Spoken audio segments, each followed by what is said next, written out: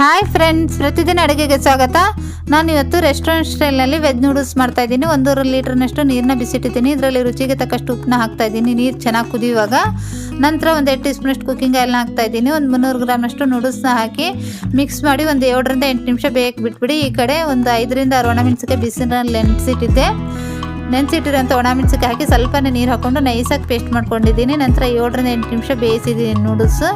ನೋಡಿ, ಒಂದು ಮುರಿದು ನೋಡಿದರೆ ಈ ಥರ ಮುರಿತಾ ಇದ್ದರೆ ಬೆಂದಿದೆ ಅಂತ ಅರ್ಥ. ಜಾಸ್ತಿ ಬೇಯಿಸೋಕೆ ಹೋಗ್ಬಿಡಿ. ಒಂದು ಜಲ್ಡಿಯಲ್ಲಿ ಹಾಕಿ ಎಕ್ಸ್ಟ್ರಾ ನೀರು ತೆಗೆದ್ಬಿಡಿ. ನಂತರ ಒಂದು ಸ್ವಲ್ಪ ತಣ್ಣೀರನ್ನ ಹಾಕಿ ಚೆನ್ನಾಗಿ ವಾಶ್ ಮಾಡ್ಕೊಳ್ಳಿ ನೂಡಲ್ಸ್ನ. ತಣ್ಣೀರು ಹಾಕಿ ವಾಶ್ ಮಾಡೋದ್ರಿಂದ ಬಿಡಿ ಬಿಡಿ ಆಗುತ್ತೆ ನೂಡಲ್ಸು. ನಂತರ ಒಂದು ಸ್ವಲ್ಪ ಕುಕ್ಕಿಂಗ್ ಆಯಿಲ್ನ ಹಾಕಿ ಮಿಕ್ಸ್ ಮಾಡಿ ಹಾಕಿ ಬಿಟ್ಬಿಡಿ. ಕುಕ್ಕಿಂಗ್ ಆಯಿಲ್ ಕೂಡ ಹಾಕೋದ್ರಿಂದ ಬಿಡಿ ಬಿಡಿ ಆಗುತ್ತೆ ನೂಡಲ್ಸು.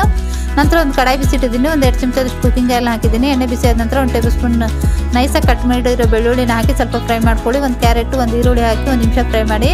ಒಂದು ಕ್ಯಾಪ್ಸಿಕಮ್ಮು, ಒಂದು ಇಡಿಯಷ್ಟು ಎಲೆಕೋಸನ್ನ ಹಾಕಿ 1ರಿಂದ 2 ನಿಮಿಷ ಫ್ರೈ ಮಾಡಿ. ಸ್ವಲ್ಪ ತರಕಾರಿ ಕ್ರಂಚಿ ಇರಬೇಕು. ನಂತರ ನಾವು ಪೇಸ್ಟ್ ಮಾಡ್ಕೊಂಡಿದ್ವಲ್ವ ಮೆಣಸಿಕಾಯ್ದು, ಅದನ್ನ ಹಾಕಿ ಒಂದು ಸ್ವಲ್ಪನೇ ಫ್ರೈ ಮಾಡ್ಕೊಳ್ಳಿ. ನಂತರ ಬೇಯಿಸಿಟ್ಟಿರೋಂಥ ನೂಡಲ್ಸ್ನ ಆ್ಯಡ್ ಮಾಡಿ.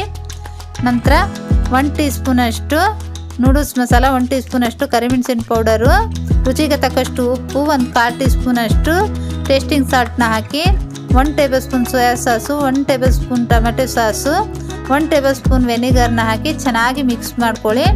ಚೆನ್ನಾಗಿ ಮಿಕ್ಸ್ ಮಾಡಿದ ನಂತರ ಮಿಕ್ಸ್ ಮಾಡ್ತಾನೆ 1ರಿಂದ 2 ನಿಮಿಷ ಬಿಸಿ ಮಾಡ್ಕೊಳ್ಳಿ. ನಂತರ ಒಂದು ಸ್ವಲ್ಪ ಸ್ಪ್ರಿಂಗ್ ಆನಿಯನ್ನ ಹಾಕಿ ಮಿಕ್ಸ್ ಮಾಡಿ ಗ್ಯಾಸ್ನ ಆಫ್ ಮಾಡಿಬಿಡಿ. ರೆಡಿಯಾಗಿದೆ. ತುಂಬಾ ರುಚಿಯಾಗಿರುವಂಥ ಈ ರೆಸ್ಟೋರೆಂಟ್ ಸ್ಟೈಲ್ ನೂಡಲ್ಸ್ನ ಖಂಡಿತ ಟ್ರೈ ಮಾಡಿ. ಈ ರೆಸಿಪಿ ಇಷ್ಟ ಆದರೆ ಲೈಕ್ ಮಾಡಿ, ಶೇರ್ ಮಾಡಿ, ನಮ್ಮ ಚಾನಲ್ಗೆ ಸಬ್ಸ್ಕ್ರೈಬ್ ಮಾಡಿ.